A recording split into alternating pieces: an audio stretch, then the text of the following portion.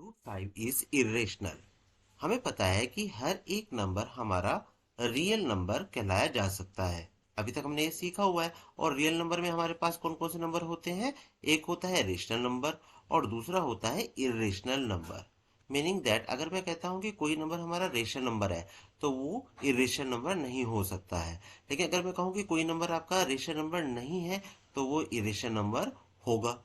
इसका मतलब अगर मैंने सबसे पहले इस रूट फाइव को रेशनल नंबर एज्यूम कर लिया और उसके बाद मैंने उसको बता दिया कि ये बात तो गलत है, ये रेशनल नंबर हो ही नहीं सकता है।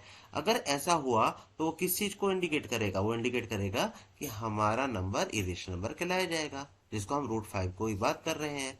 तो चलिए इसका सॉल्यूशन देखते हैं। सॉल्यूशन में सबसे पहले एजम्पशन लेंगे कि let root five is equal to p upon q be a rational number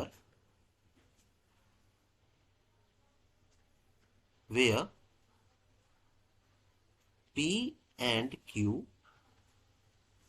are co-primes and Q is not equal to 0। आप ये भी समझ लीजिए कि ये जो को प्राइम्स की बात कर रहा हूं वो क्या होगा।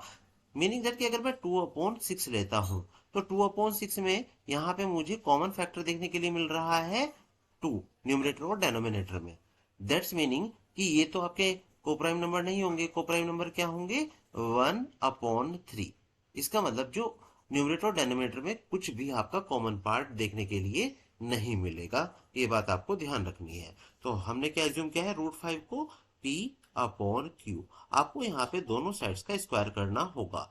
तो नोट कर लेते हैं, स्क्वायरिंग ऑन बोथ साइड्स। यहाँ पर होगा रूट फाइव का square is equal to p upon q का स्क्वायर। रूट फाइव का स्क्वायर 5 कहलाया जाता है, is equal to p square upon q square. Q square को आप इधर ले जाइएगा तो मैं अभी के केस में 5 q square is equal to p square लिख देता हूँ और q square is equal to p square upon 5। जहाँ पे आप लिख सकते हैं कि 5 divides p square, so it will divide p also। it will also। ध्यान दीजिएगा, ये बात भी आपको ध्यान रखनी है कि अगर p स्क्वायर 5 से डिविजिबल है तो p भी 5 से डिविजिबल होना ही होना है।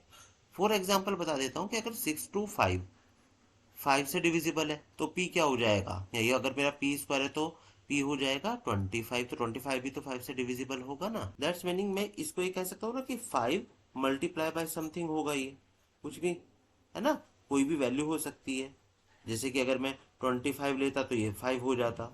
मतलब अगर मैं पी स्क्वायर को 25 लूंगा तो ये p भी 5 ये डिविजिबल होगा।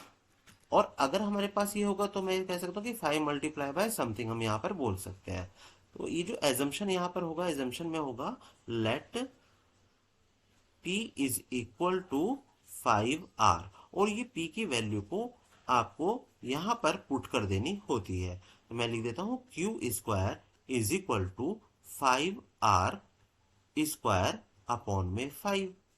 देखिएगा कि q square is equal to 25 r square divide by 5। 5 times 25 हो जाएगा। Q square is equal to 5 r square. आप यहाँ पे लिख सकते हैं r square is equal to q square divide by 5। अब मैं यहाँ लिखूंगा कि 5 divides q square, so it will divide q also, जैसे कि मैंने यहाँ पर कहा था। सो it will divide q also। अब ये जो डिवाइड की बात आ रही है मतलब ये क्या है? एक तरह से फैक्टर्स है। मतलब हम ये कह रहे हैं ना कि p अपॉन q है तो p किससे डिविजिबल था? 5 से। इसका मतलब 5 मल्टीप्लाई बाय सम वैल्यू। ऐसे ही 5 से डिवाइड हो सकता है क्यू स्क्वायर, 5 से डिवाइड हो सकता है क्यू भी। इसका मतलब 5 फैक्टर है क्यू का भी, तो 5 मल्टीप्लाई बाय समथिंग। और मैंने कोप्राइम इसको जो है एज्यूम किया था। तो आप यहाँ पे समझ सकते हैं कि अगर यहाँ पे ये 5 इसके कॉमन फैक्टर देखने के लिए मिल गए तो इसका मतलब ये p और q आपके कोप्राइम नंबर नहीं है। अगर ये रेशनल नंबर नहीं होगा तो क्या होगा? ऑब्वियस है कि ये हम इसको इरेशनल नंबर की कैटेगरी में डालेंगे, जो कि ये क्या था, √5 था। तो यहां पर हम लिखेंगे here 5 is a common factor of both P and Q. This contradicts our assumption